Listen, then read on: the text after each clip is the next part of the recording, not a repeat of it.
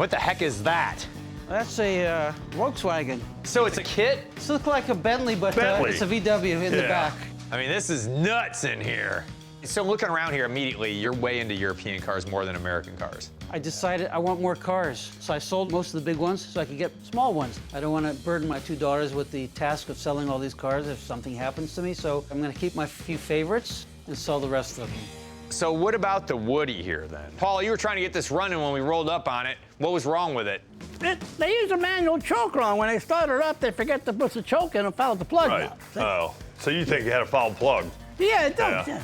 This blue wagon has been the logo for this hotel for 35 years, so it's been part of the history of the hotel as well. Did you guys do any work to the wood on this? A couple of spots Dude, this replaced, is- but it was just really varnished. Anytime you're looking at a Woody, you have to look at the condition of the wood. You need to look at all the gaps that are in these doors, how the doors open and close. Do they sag at all? And these were notorious for all those things. Here, right there, look at this.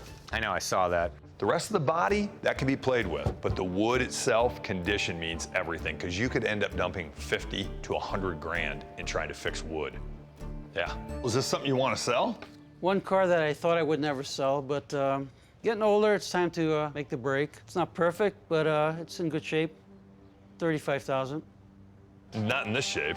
The guys that want these Woodies, man, they want them nice, nice, nice, nice, and to put this back to what it'd be, and I mean, you've already used 25 years of advertising, so it's already been written off. So what's the buy it now price on it?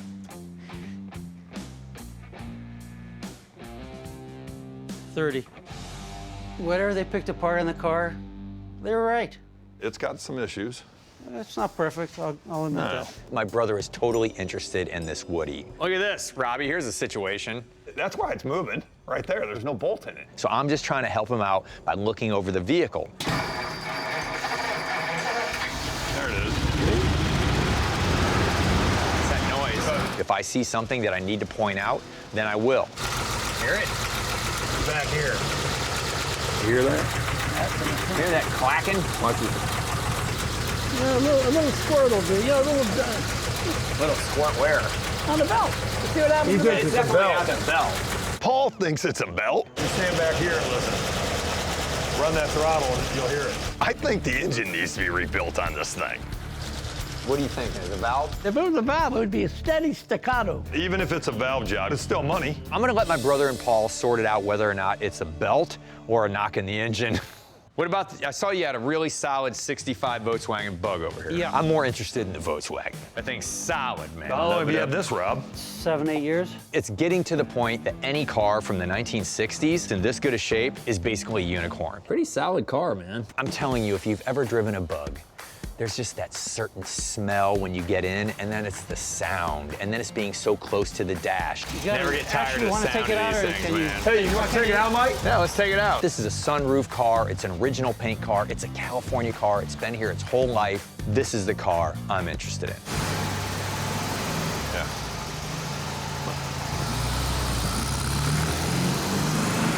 Dang. He's driving it like he stole it. Let him steal it. In fact, why don't you steal 6 of them? Let's go talk about that Woody since we ain't got any distractions here. All right. I used to love driving these cars, man. This was like my whole life. I'm thinking 28. From not wanting to ever sell it to bottom line 35 to not a 28. But you keep telling me you're retired. You know, and And I should listen to my own. I look around here and I'm thinking to myself, okay, at what point are you gonna be there? It's time to retire. I want to be with my 2 daughters. My goal is to make life easier, to get rid of things, you know? Get the horn working. I always gotta have a horn, man. In an old car, you The gotta horn be like, might be for him. beep, beep.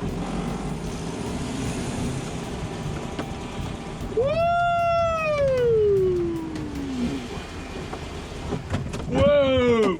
The hell you guys been? This thing brings back some memories, brother. I went over one hill. It was like this. It's awesome, man. It's real. I Yeah, can listen. imagine Paul's face freaking when he was listen. going over the hill. What are you thinking on this thing? You know, I hadn't thought about it too much. Give me an idea what you're thinking.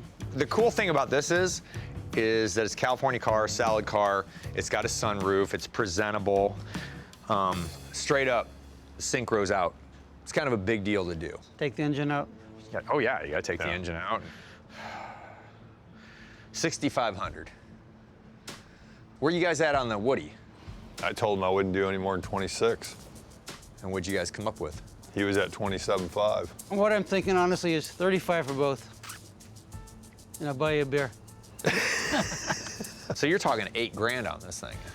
Well, I'm not coming off the 26 number. I think 26 I would do $7,000 on this thing. Right, and where does that put me 26, with- that puts you at 33. That's where you're at. You're at 35, we're at 33. Done? because I like you guys. You just cannot not make this deal when you're only $2,000 in parts. I'm not going to fix this car up. I'm never going to do it. It's only going to go to someone like these guys. I want this car to be saved. It was not a hard decision then. Hello. Gus! My name's Frank. I'm Mike. You talked to Danielle? You gotta be in the right Yeah. place. You got the old car. Now, is this what they call a shoebox? Yes. Did you do this car? Yeah. Yeah, this is very cool. My whole life has been buying and selling and working on cars. When I was young, right after World War II, there was no such thing as buying a new car. So I always drove old cars and collected old things. You got a nice place out here. I guess we can go up into the building. This is what every guy wants. Think about a place like this. It's beautiful, it's quiet, you're surrounded by your cars. I mean, this is what life's all about. Dang! Wow. Oh boy, you got all kinds of stuff in here. Wow. Everybody that has a collection has their little man cave. Look at that. This is a 39 Crosley. That's incredible. This is where he's got his choice cars. This is our 1950 Hot Shot. He's got signs. Oh, you had the bug here. Was the 70s? This is his little kingdom here. Okay, so where did you get the Stutz? You gotta tell me the story on the Stutz. This is a 1923 Stutz. This came from Tazewell, Virginia. Wow, that's beautiful. Now, did you restore this? Yes. How about that license plate over there? That antique plate. They made these license plates in the shape of Tennessee from 1936 to 1956. It's a permanent plate. You can put it on your car and use it today. You know that? Yeah, oh yeah, the state of Tennessee, you can register that plate to your car. 50 bucks, No. 60 bucks, No. 70 bucks. No. Well, how much is it? Give me 95. Done. Ooh, check these out. If I find these moto meters, check it out, Gus. First time ever touched by human hands. I love the wings on these things. The first thing you see when you're going down the road are these beautiful grills of these cars, airflow, streamline. The motometer that sits on top is really gingerbread for your car. This is basically a temperature gauge, but they want to make it visually stimulating, just like the rest of the car. I've had that probably 50 years. Wow, really? It's hard to find these things, period, even more so in the original box. Now, this one's not in great shape. It's all taped up and everything, but I've never found one of these in the box. This is cool. How about $400 for the two of them? Whew. I think you're riding high on that one. Let's do 400, what you wanted, if you throw in a motometer top. Well, let's see what's over there. I'm finding parts and pieces, so if I can find everything, put it together, it's gonna bring the value up. All right. All right. This is the kind of stuff that people want to buy because it individualizes your ride. Oh, look at that. That's an English Austin. So Gus tells us it's a Model 10 Austin from 1933. What do you value this at? I'd like to think 20. They're very sought after. Now, I've never seen one of these before. You know, I don't know if that's a good number or not. Wonder if that guy we talked to that Correct. liked the little cars, if he would like something like this. Oh, the guy that had the Messerschmitts? Mm-hmm. We picked this guy not too long ago that's really into European small cars. Look at, he's got Messerschmitts stacked. I think there's 14. Dang! This is a guy, very knowledgeable. I think this is something that he would know a lot about. So I take some photos, boom, hit send. I'm like, let's get on the horn, talk to this guy, Frankie, and see what he thinks of this car. This didn't here's even get- Charles. Hello. Hey, Mike, it's Charles. How you doing, Mike? What's going on, man? Did you get those photographs? Yeah, I did. I'm looking at them now. What do you think the value of it is? The important thing on these cars, Mike, is that the body is a wooden frame. So what you need to do is open the doors and be sure the wood's not rotted. If the wood's rotted, that's a very, very big job to replace. But presuming the wood's not rotted, they have a range of values. When I see these cars, I've seen them anywhere from $4,500 all the way up to about 10 grand. On a really good day, you might see more than that, but you'd have to find exactly the right buyer for it. All right, buddy, thanks a lot. Hey, I'm gonna give your information because you guys should know each other. Yeah. Thank you so much, buddy. Thank you. All right, so okay, so if you know the value of this car now, then what are you thinking? I can sit here. I'm not in any hurry to get rid of it. You want to sell Little it? cars don't take up much room here. I realize I found something that is close to his heart. Would I have loved to have bought it? Yes, but it just wasn't in the cards. I love talking to guys like this, because they help me feel like there's still stuff out there. All right. Even at the end of the day, when we don't buy a ton of stuff from somebody like this guy, I mean, we did okay, but I just walked away with, my batteries charged. It was an honor looking through your stuff. I mean that. We had a good time. Thanks a lot. Thank you. Glad you had a good time. Mike and Frank were very easy to get along with. Oh, I think they dug stuff up I didn't even realize I had half of it. And they kept me pretty busy today. Y'all come back. See you guys. You're about ready to go into expensive land, I know, Duesenberg's. Auburn parts. It's right in here. Yep, there they are. Look at that car. Oh, wow. When we first pull up, you can tell things are different here. There's all kinds of classic Auburns and Cords parked outside the building. But there's even an airplane here. I mean, this is going to be one of those pics to remember. Hello. Come in. Hey, Doug. Mike, nice to meet you. Hey, Mike. Talk to Danny on the phone. How you doing, Frank? Nice to meet you. Right. I'm Doug Prey. I am the president of the Auburn Duesenberg factory. It's been a family thing since 1960s. Danny was saying that your father bought the whole contents of the factory out of Indiana? He did. Glenn Prey, my dad, was a school teacher with no money who bought an automobile factory and moved it to Oklahoma and then started manufacturing Auburns and Cord. He bought it from Dallas Winslow, which is a very rich, famous car builder of the day. Do you know what he paid for it back then? About $80,000. And your dad's a teacher. You're right. So where did he get that kind of cash? Well, that's exactly what Dallas Winslow asked me. He said, how are you going to pay for it? He says, well, I'm going to go home and sell some assets. And he's thinking to himself, well, I've got a TV set and then I got a cord, Yeah. Right. And then he said, since you're the richest man I've ever met, he said, I thought I'd borrow the rest from you. And the guy liked his guts and his tenacity, and he said, okay. So your dad was just fearless, man. Glenn Prey was a classic American success story. I mean, this is a guy that punched his own ticket, and he didn't let anyone stand in his way. Let me show you guys something back here. We have a secret room in this building. When I hear the word secret room, I get intrigued. I'm thinking like spy novels, Cold War, 007 stuff. But all I'm wondering is, where is he taking us?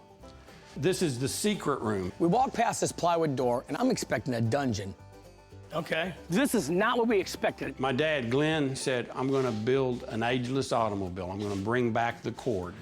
He had a full-size drawing of what the car was going to look like on the wall. And he brought his crew in here of 8 guys, and he said, we're going to build that car around that engine on that table. As the word got out that he was building this modern-day version of an original Cord, reporters were coming from all over the country. That door right there opened. Now, I'm a little kid in here, and somebody sneaks his head around the corner, and behind him was a cameraman with this great big camera. And Dad goes over to the door, and he says, you guys have to wait just like everybody else. You can't come in. And he slammed the door in his face. It was Walter Cronkite and his... Oh, wow. My dad told off Your dad Walter... slammed the door on Walter Cronkite, and your dad was just constantly going for it. He's like reinventing himself Yeah, over and over and over. I know. Glenn's plan was simple. All he wanted to do was recreate a second generation of these cars with modern technology. Can I sit in this? Sure, go right ahead. Through the 60s, 70s, and even into the early 80s, Glenn built limited numbers of the cars that he redesigned. It's a genuine Glenn Prey 874 dual cowl Phaeton. This is a 1978 version of a reimagined 1936 Auburn. This is number 17 of 17 built. Got a patent on the design. Lincoln 460 big block. It's got air conditioning in it and automatic transmission. Bam! Why does it have the gauges in the back here to let the passenger know what the RPMs, how fast you're going? Well, it'd be typically back in the 30s, we've been a chauffeur-driven car. Okay. So the little rich lady sitting in the back seat is backseat driving, telling the chauffeur to slow down. Slow down, you're up So that's to 40. where backseat driving came from. Oh. I love today. Hey, man. thank you so much. Thank you, appreciate it. Frank? Thanks for Yeah. letting us look through your stuff. Good luck with everything. Oh, thank you. All right. A lot of fun. Dad would have had a lot of fun dickering back and forth, telling stories. He loved to buy and sell. He loved the art of the deal. And Mike and Frank are good at that. See you, Doug. Hey, bye, guys. Take care. See ya. Glenn Prey didn't just save a bunch of parts from the scrap heap. This is a guy that took one of the great American automobile companies and moved it forward.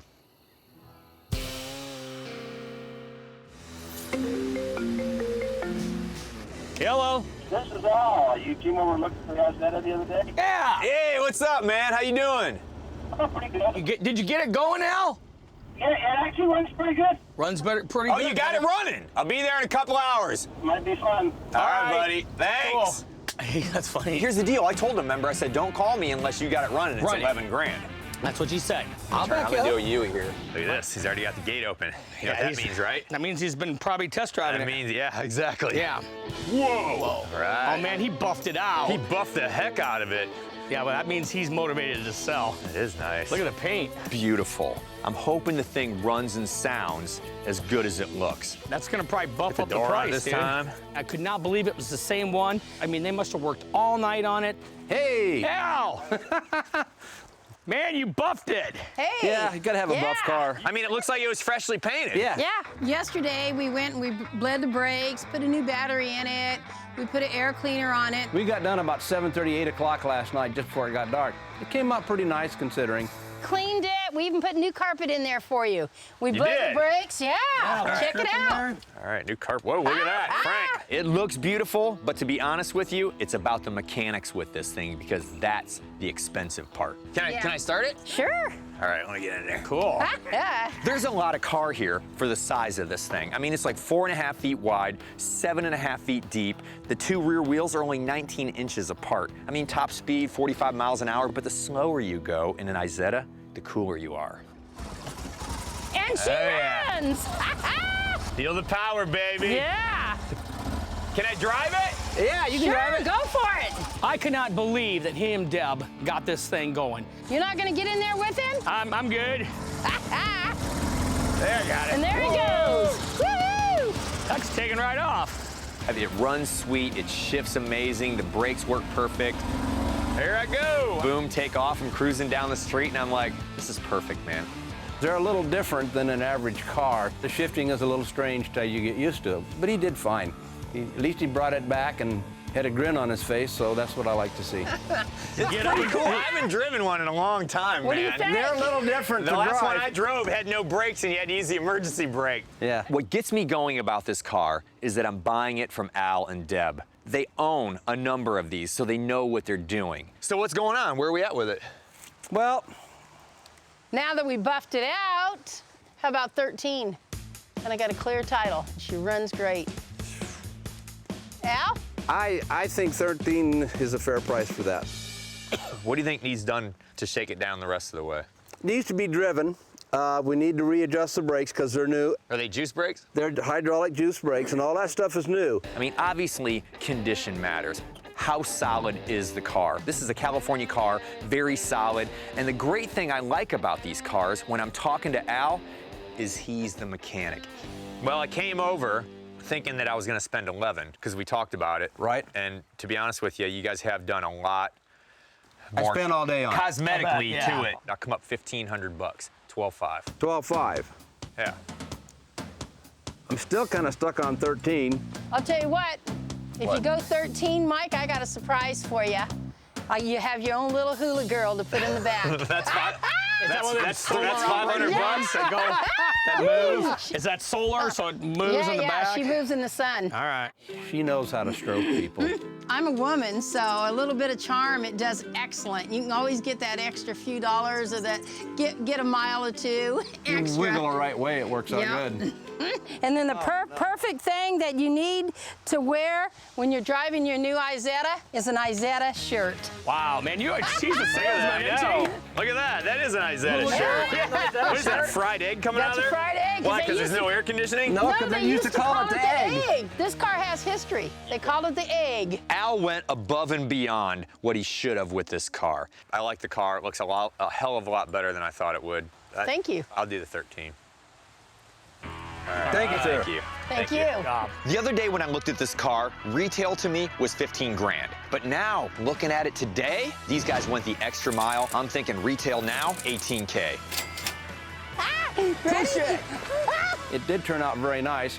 I'm happy with the 13 that we got for it. Cha-ching! All right. Yay, There you go, girl. Good job. Thank you. Al and Deb are a stand-up couple that have been around motorcycles their whole lives. They know what they're doing, the ins and outs of everything. It just was a win-win situation. Later, Al! See ya. Bye, guys. Thank you. That was fun. Are you Junkyard? That's me. How you doing, my friend? Dave thought he had his day planned until we rolled up. He's in the garage, sitting by the wood-burning stove, chilling out, looking out over his sea of junk. How'd you get that name? Collecting junk. Yeah, I hear you, man. I hear you. We got 32. Look at the cars. In this garage, there's a 32 Vicky, there's a 32 Roadster pickup, extremely rare. This is it for us. This is the spot. Nice. I got guys stopping here all the time wanting to buy parts. So which one are you gonna get running first? I hope this one. This one here? I got the engine in a machine shop being built right now. This car was built in the 60s. I always had a crush for the 32 5-window coupe, especially after that movie they made in Modesto. American Graffiti. American Graffiti.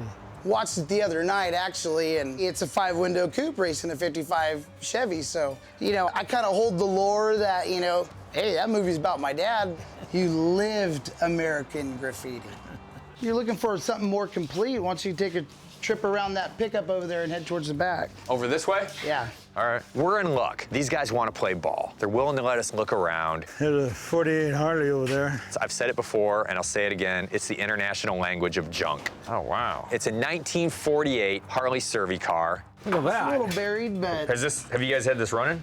Dad used to ride this one. The Harley Survey car was used by municipalities, delivery agents. A number of police forces use these to enforce parking meters. Really, a 32 Roadster. Well, it's a Cabriolet. Oh, Cutting channel. Frank. Oh, yeah, that's cool. Man, you guys gonna do this one, aren't you? I hope so. It's an old hot rod. That looks fun, man. That Cabriolet been sitting there. It's 11 years since we've been here. I bought this from my friend. I hope to get it running before I die. This reminds me of mine, man. No other car is more sought after to hot rod than the 1932 Ford. It was a masterpiece of industrial design and engineering. And with the introduction of the V8, the 32s brought the thrill of speed to the average guy. Everyone is looking for these cars. I have been lucky enough to find a 32 Ford Roadster body and a 33 Ford Coupe. Did your buddy drop that axle? Is that a Dago axle? See, it's been bent here.